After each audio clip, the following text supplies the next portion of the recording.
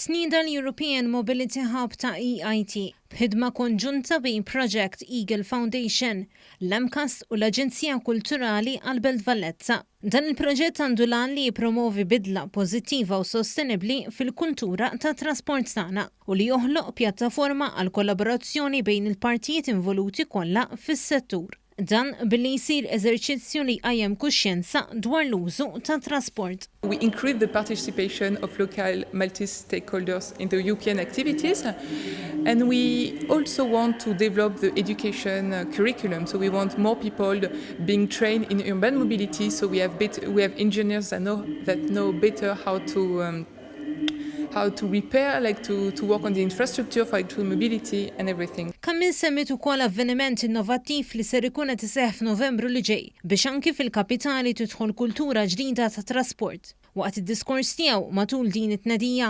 il-Ministru għat-Trasport BORG refera għat titjib li għaddej bħalissa fuq it-toroq f'Malta u spjega kif qed jiġu introdotti mezzi alternattivi bħal karreġġjati għall-mixi u għaċ-ċiklisti u pontijiet pedonali. Inizjattivi bħal dawn il-Gvern jinkoraġġihom għaliex ovvjament qed iġibu numru ta' stakeholders flimkien, naħseb li niddialogaw nifhmu l-xulxin inkunu nistgħu mbagħad naħdmu fuq infrastruttura aħjar, servizzi ta' trasport aħjar u allura livell ta' għajxien aħjar.